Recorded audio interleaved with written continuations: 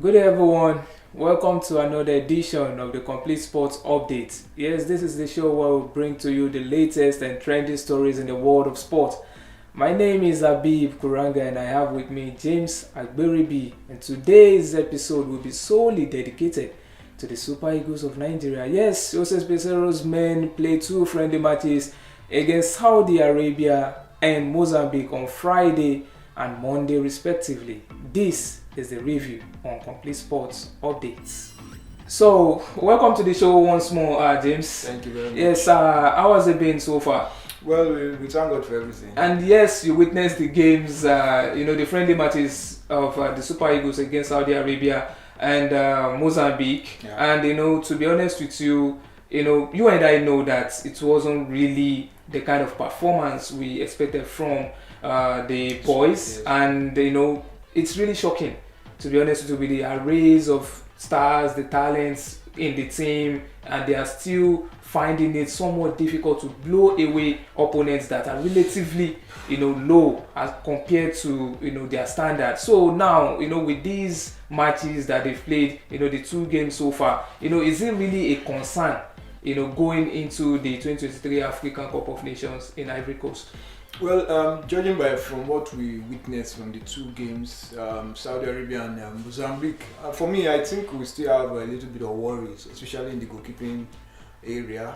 Also, the defense. Then, for me, I think the defensive midfield, let's say from the defensive midfield to the defense and to the goalkeeping department. The strongest part for this team is the attack. They can score goals, but when you go to major tournaments and your goalkeeping department and the defense, they are not that very solid. When you come up against solid side, you will be taken apart. No matter the kind of attack you think you parade. This team has shown that they can score goals, but they've also equally shown us that they can concede goals, and not just concede goals, they can concede careless goals.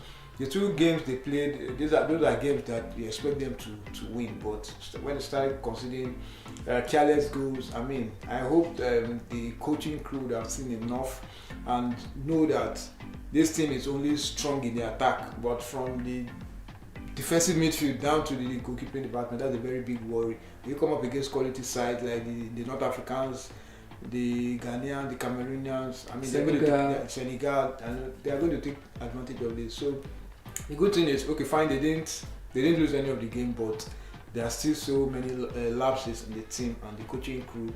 They have a lot of work to do. Yes, they still have a lot of work to do because the Super Eagles don't really have problem as regards to scoring goals, but in terms of keeping their opponents keeping the clean sheets, that's where they find the problem. It's just like reminiscent of the Newcastle side of 1996-97 under Kevin Keegan, termed the entertainers. And so now with this problem, there have been talks of the Nigerian professional football league players, the home-based players, trying as much as well to also have slots, in this Super Eagles team. Yeah. Do you think it's high time we start inviting, more of them into the team, and who should they replace going into this tournament? Going into past tournaments, we've seen a couple of home-based players. In 2013, yes, we had a couple of them, and even the guy that scored the goal in the final for Nigeria, Sunday Uba, used to play in the league. The thing is, currently the league is just how many weeks? I think they are going into like a second or third week now. And yes. I don't think that is enough reason yet, because you've not really seen how good these guys are. I find they are fantastic players in the league, don't get me wrong, but from now you cannot just use just a few games that they've played to now say, okay, this one and this one. You have to watch them. Hopefully, luckily the World Cup qualifier will start next month. At least they would have played enough games and some of the players would have stood out. So there's nothing wrong. They are good enough. Some of them, they are good enough to make the squad. But we still wait and see a couple of games. Then from there we'll know who fits into the coach's setup. So there are some of the guys from the home base setup. I believe that they have what it takes to even do better than some of the guys that are even the professionals. So for me, let's just still give them some time. Let's watch some of the games, some of the MPFL games. I believe that one or two or even three players can be drafted into the main Super Eagles. Yes, because there have been talks of Ahmed Musa, not giving the opportunity any more longer, and that's actually somewhat of a good let me just say good impression from fans outside, because they're actually clamoring for more base players like this particular player Sikiru Alimi at the Remo Stars. That this guy is somewhat of a huge talent that can actually upscale whenever he's been invited to the Super Eagles team. And now on the scale of 10, let me just put it to you, on the scale of 10, since Ose Peseiro has become the gaffer of the Nigerian team, he hasn't really been, let me just say, he hasn't really been that top coach that we expected him to be, and this will be the first friendly game he will win as the Super Eagles manager, and the first friendly match will win since 2019. Yes. So far so good. On the scale of 10, how can you rate the performance of the Portuguese? Well, I think on the scale of I think I'll give him 5, because he has not really been convincing. We've seen some games where you expect to find they defeated Sao Tome 10-0, but I mean that wasn't a result that everybody expected. That's in the first leg. They did a double over them. But when it comes to the quality sides, I mean, they found one thing. They played against Algeria, they lost. They played against Mexico, they lost. Played against Costa Rica, and these are not your kind of superpower when it comes to football, and they struggle against all these teams. But you can't take away the fact that he was able to qualify the team for the AFCON. He did it with I think a game to spare. So you have to cut him some slack for that. So for me, he's not there. He has done what is expected of him by qualifying the team. But there are games we've seen that you begin to question his tactical ability.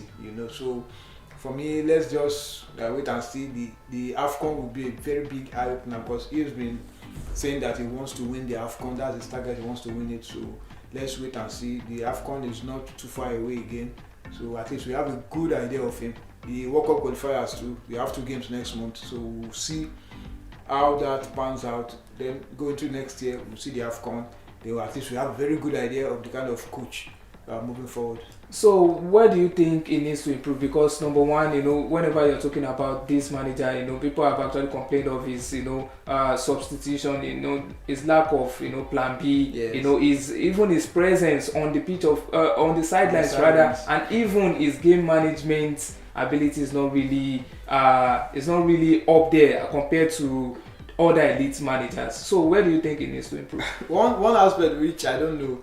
I don't know whether it's difficult in terms of communication. His English is not just it. It's just trying. So maybe communication is another aspect that we need to look into, because maybe sometimes when you want to pass information, and because that communication is not that apt, it kind of confuses the players.